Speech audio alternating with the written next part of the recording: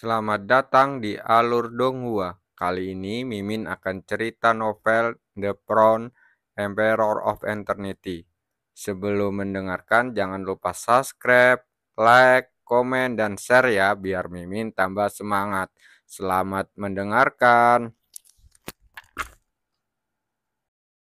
Melanjutkan episode sebelumnya, di kota Batu Hitam. Ini adalah kota penting di perbatasan sama seperti kota Ironwood. Selama periode waktu ini, reputasi seorang mahasiswa Akademi Bumi secara bertahap menyebar ke seluruh wilayah ini saat dia membunuh lebih banyak orang kuat dari alam iblis hitam. Dan orang ini adalah daftar teratas dalam daftar Ki Wuliang. Di tembok kota, Ki Wuliang melihat front yang sangat memesona di daftar pembantaian iblis.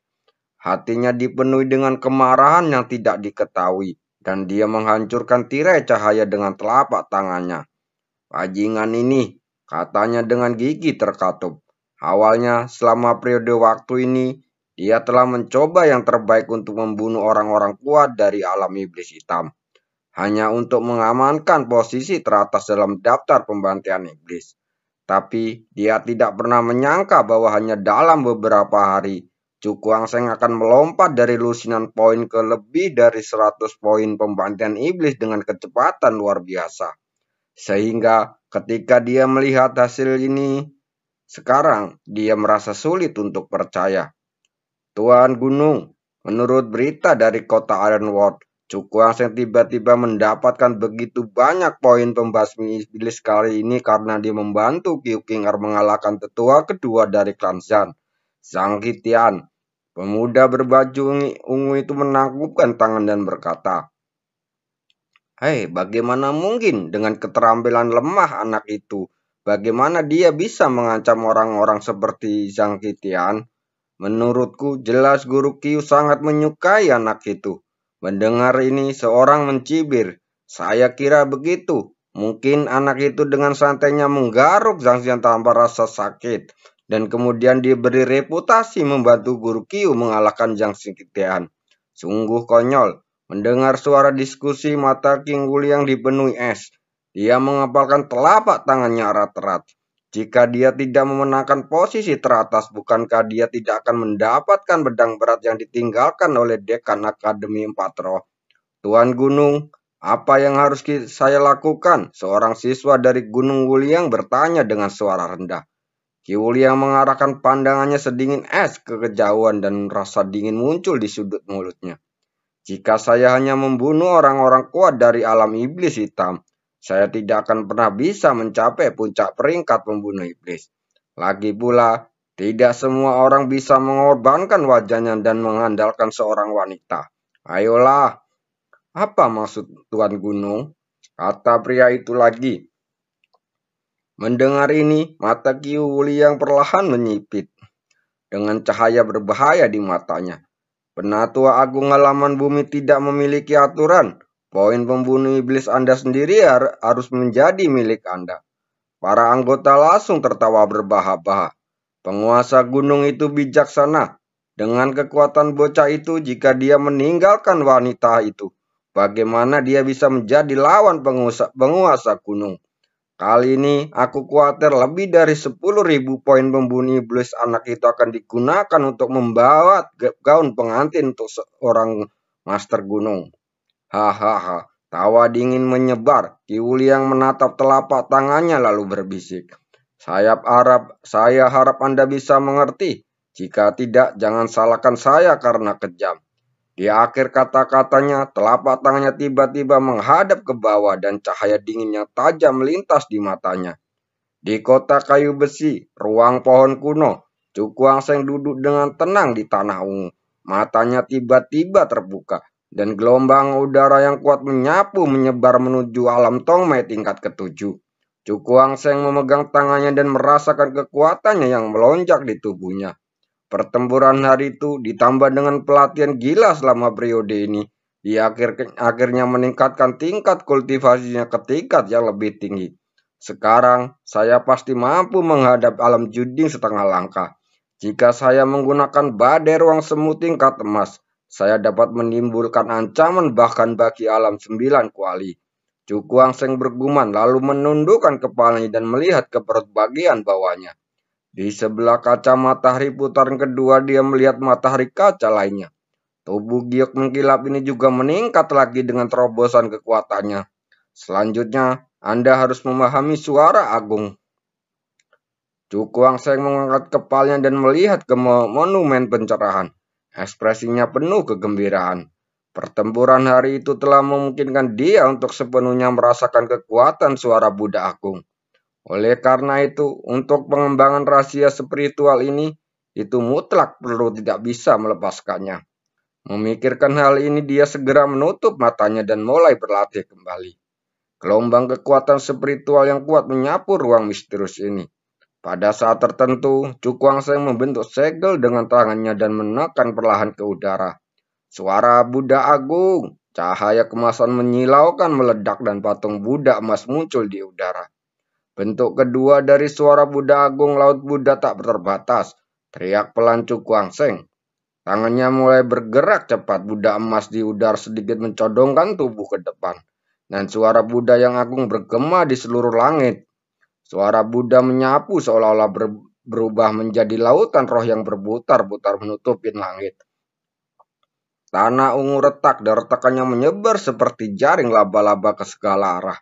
Namun, Cukuang Seng menggelengkan sedikit kepalanya dengan ketidakpuasan di matanya.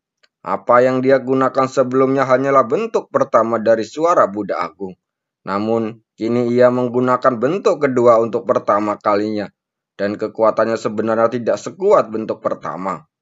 Saya perlu berlatih keras untuk sementara waktu.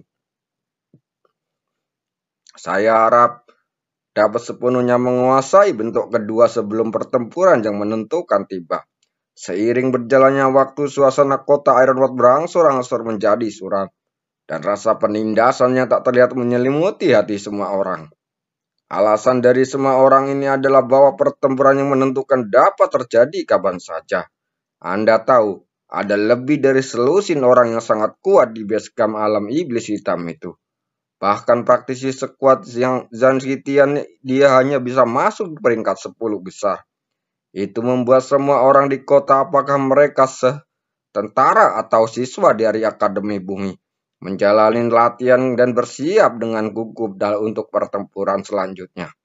Di antara mereka, orang-orang Huamin yang sangat bekerja keras. Karena penampilan Cukuang Seng hari itu telah menyulut gairah di hati semua orang. Dan mereka juga ingin segera memamerkan keterampilannya dalam pertempuran yang menentukan. 1 bulan kemudian, ruang pohon kuno suara Buddha Agung, Laut Buddha tak terbatas. Teriak Cukuang Seng dengan suara Buddha yang tak terlukiskan dan keluar dari atas kepalanya dan meraung ke seluruh ruangan. Kemanapun suara Buddha lewat, tanah ungu itu meledak berbentuk lubang yang dalam. Namun, hanya dalam sekejap tanah ungu yang berantakan itu kembali normal. Cukuang Seng menghembuskan napas. Matanya penuh kegembiraan. Ini adalah lautan Buddha yang tak terbatas. Luasnya yang tak berujung.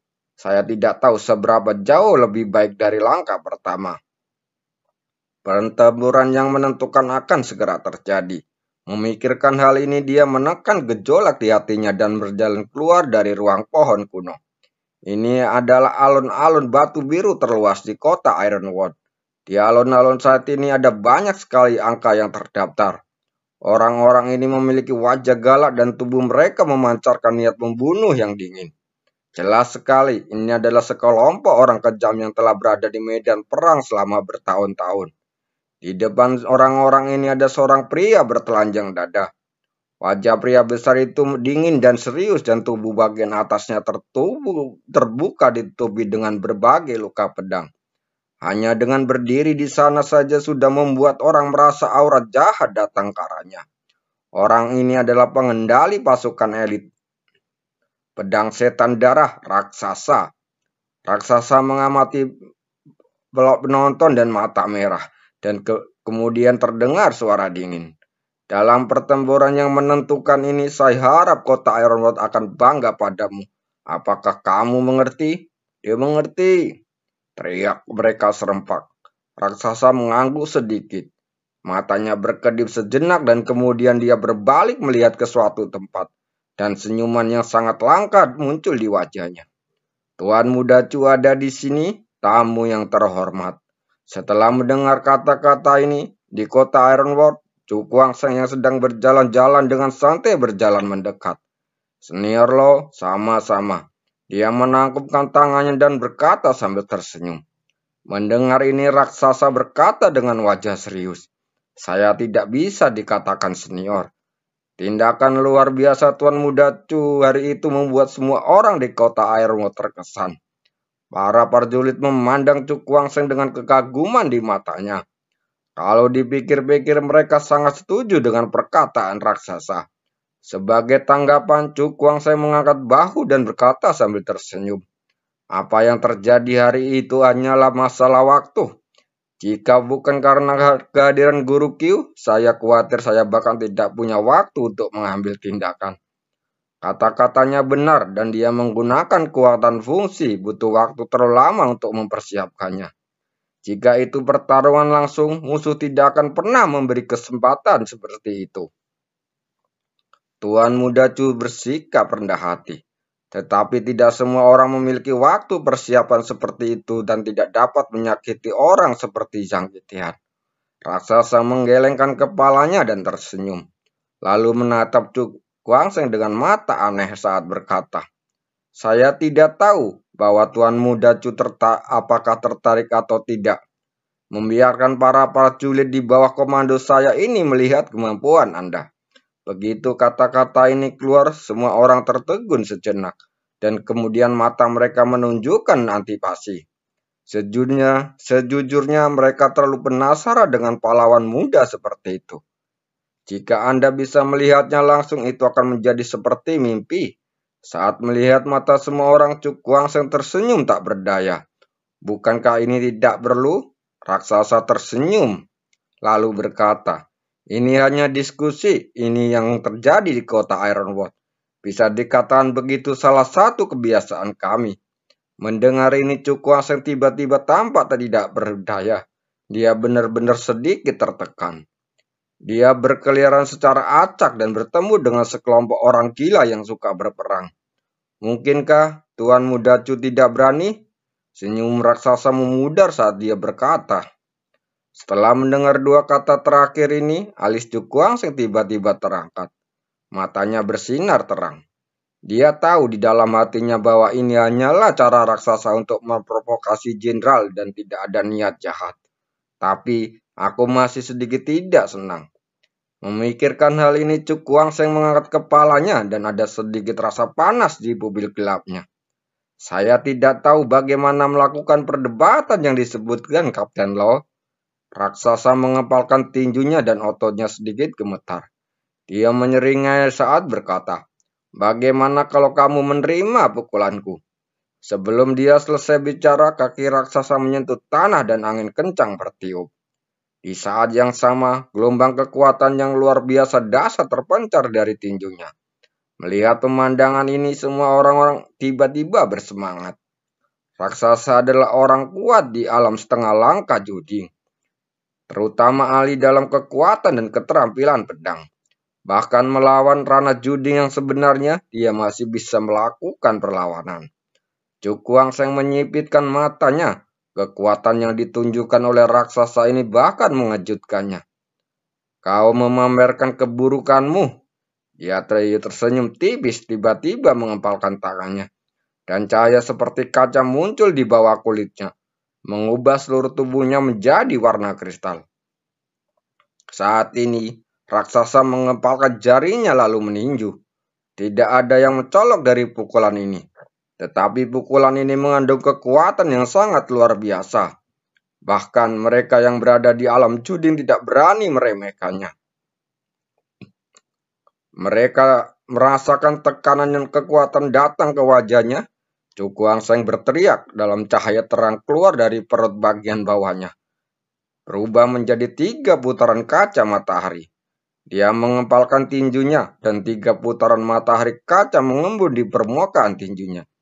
Gelombang kekuatan yang luar biasa kuat menyebar ke segala arah. Orang ini sangat kuat, seru seseorang yang merasa tidak nyaman. Ya, dia memang pria galak yang bisa melukai Jan Hitian. Tapi dalam adu kekuatan murni, Kapten tidak akan kalah. Dan dia juga memiliki keunggulan kultivasi setengah langkah di ranah judi. Dari hasil kompetisi ini masih sulit untuk dikatakannya. Saat semua orang berdiskusi, mata Cukuang yang tiba-tiba bersinar terang. Dia mengempalkan jari-jarinya lalu meninju. Dua tinju besar bertabrakan secara tiba-tiba di udara, dan gelombang terkejut yang besar menyebar, membawa kekuatan yang sangat dahsyat menyebar ke segala arah. Kemanapun gelombang kejut lewat, lantai batu biru meledak, dan kerikil yang tak terhitung jumlahnya berjatuhan seperti tetesan air hujan. Melihat hal tersebut, para penonton segera mundur karena takut mengalami kecelakaan.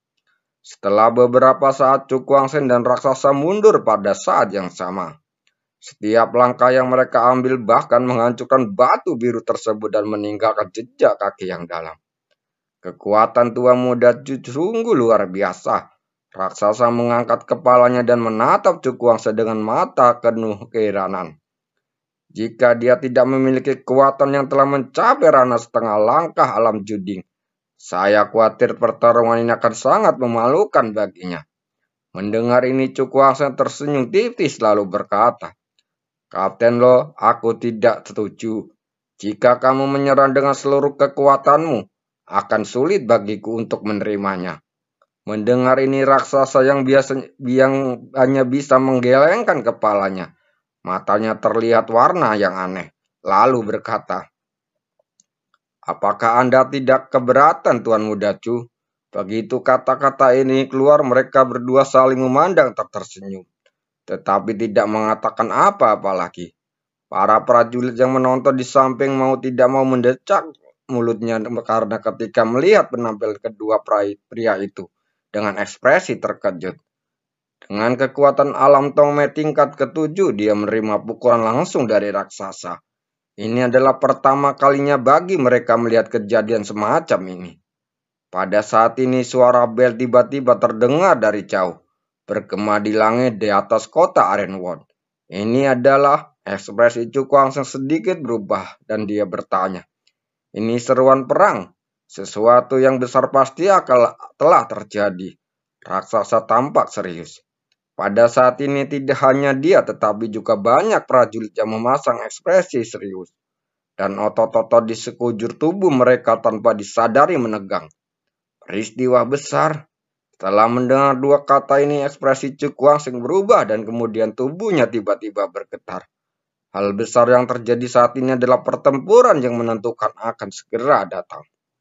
Terima kasih.